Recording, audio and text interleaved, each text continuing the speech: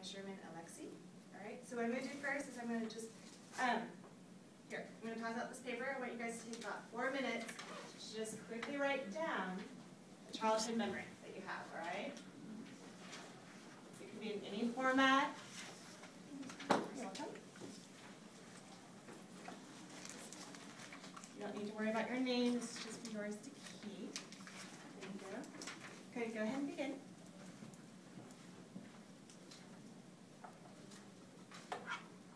Story or just like? Just any type of childhood memory you have, write down your memory of it.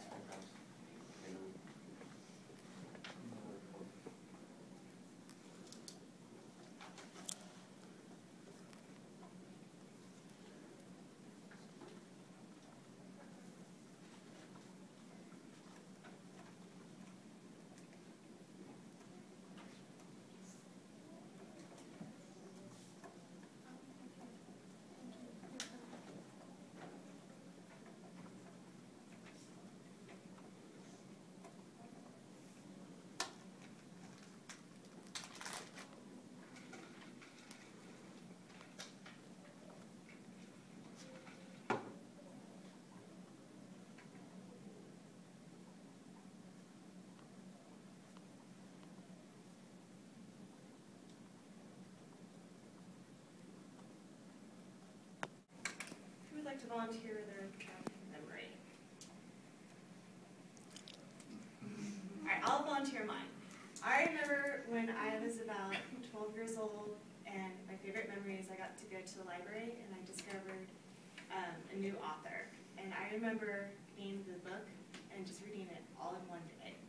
And for me, that was one of my best memories because I remembered I could read, I could just love the book, and I just remember sitting there in my bedroom reading all day long. And for me, that was great. So, does anyone else have a memory? Go ahead. One year for Christmas, Santa Claus brought me and my sister tickets to Disneyland like a week early, and it was like in a box, and there was like 2 matching dresses in it. My little cousins got the same thing, and so we all went to Disneyland and we were there the week of Christmas, and we like all had our dresses on Christmas morning, and we like walked out. And in our hotel, like across the hallway, there was another little girl that had like the same dress on, and we were like, she got tickets from Santa Claus too. We were like so excited, and then just like went to Disneyland all week, and it was like cool. That's a great memory. My dad and uncle were like playing music Christmas night, like Jingle Bells, but we weren't allowed to get out of our bed, so we like knew Santa Claus was coming. This is in the hotel? Yeah. Some good thought. Thank you. Is there anyone else? All right, go ahead. Okay, well, Courtney's story reminded me of something like when I was 5 or 6, because every year we go to Disneyland as like a whole family, and way back then they had like these little carts with like people playing music on them, like people playing instruments, and my grandma, she got one of the carts to come by and start playing Aladdin, because that was my favorite movie, and she like screamed like at the top of her lungs from the bottom of the hotel for me to go up to the patio. And I'm sitting there like, because we have it on like video, and it's just like me in a little diaper, that's all I was wearing, out sitting on the patio, and there's like the people playing the Aladdin music, and a whole bunch of people just stopped and were like staring at me and like waving and stuff. And I'm just standing there like, It's good that you have it on video so you can always replay it. Thank you. All right, so what we're going to do today is we're going to do the close read, and this is a childhood memory from this author, all right? It's called Superman and Me. These are your copies, so you are welcome to write on them and annotate them. You guys all know what annotate is, right? Go ahead and make your own markings. So first thing I want you to do is go ahead and number the paragraphs.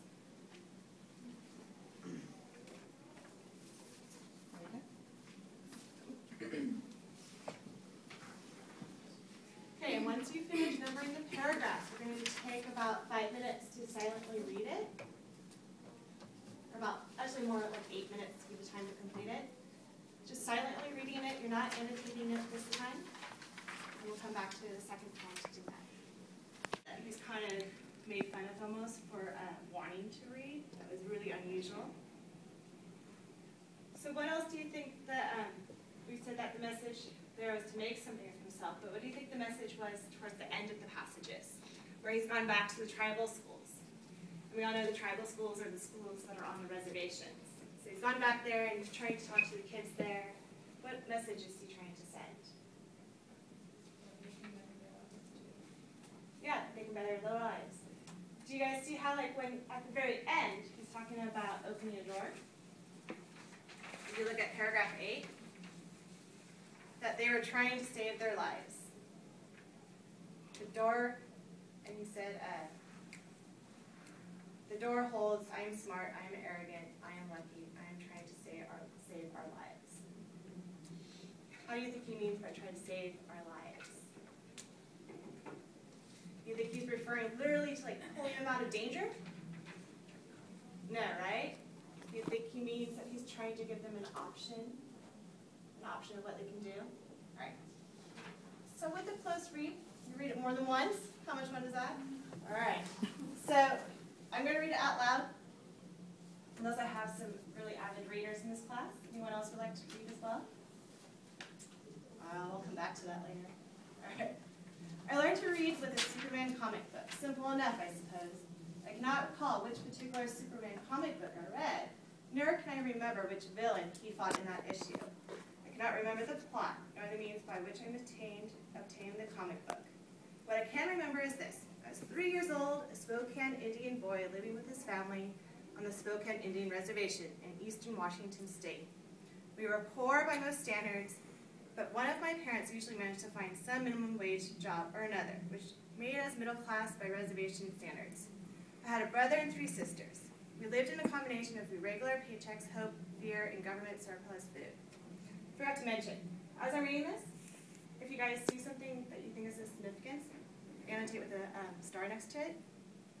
Okay, and then we're going to come back to the purpose again. So if you see something you think leads to the purpose of why he wrote this, or any repetition, go ahead and underline it. All right. My father, who is one of the few Indians who went to Catholic school on purpose, was the avid reader of Western spy novels, murder mysteries, gangster epics, basketball player biographies, and anything else he could find. He bought his books by the pound at the Dutch pawn shop, Goodwill, Salvation Army, and Value Village. When he had extra money, he bought new novels at supermarkets, convenience stores, and hospital gift shops. Our house was filled with books. They were stacked in crazy piles in the bathroom, bedrooms, and living room. In a fit of unemployment inspired creativity, energy, my father built a set of bookcases and soon filled them with a random assortment of books about the Kennedy assassination, Watergate, the Vietnam War, and the entire 23-book series of the Apache Westerns. My father loved books, and since I loved my father with an aching devotion, I decided to love books as well. I can remember picking up my father's books before I could read. The words themselves were mostly foreign, but I still remember the exact moment when I understood with a sudden clarity the purpose of the paragraph. It didn't have the vocabulary of the same paragraph, but I realized that a paragraph was a fence that held words. The words inside of the paragraph worked together for a common purpose. They had some specific reason for being inside the same fence. This knowledge delighted me. I began to think of everything in terms of paragraphs. Our reservation was a smaller paragraph within the United States. My family's house was a paragraph, distinct from the other paragraphs of the Levitts to the north, and the forests to our south, and the tribal school to the west. Inside our house, each family member existed in a separate paragraph, but still had genetics and common experiences to link us. Now, using this logic, I can see my changed family as an essay of 7 paragraphs. Mother, father, older brother, that's right. Or like, you get really excited about a certain point and you actually know what you're doing, so you're gonna write a little bit more versus like when you're just like, oh my gosh, I just have to stretch this into like a paragraph, so you're trying to stretch out the paragraph. So when he's talking about how life is like a paragraph, what he's trying to say is that there's a beginning and end to it, and it's just a part of his life, but he started to see how everything fit into these lines. And the paragraph can change. So all of a sudden, he wasn't just a paragraph, but he was saying here that his family's house was a paragraph, and that he saw that that was different than your house was a paragraph, and our paragraphs might look different. But a paragraph usually, if you think about it as when you look at it, it's like a line above and a line below, right? Because you skip usually the line before above. And it's talking about how you can change your lines. You're not always stuck in that same paragraph. So just because I'm Mrs. Velasquez, mom to 2, teacher, I'm not always stuck in those paragraphs, because as I learn more, or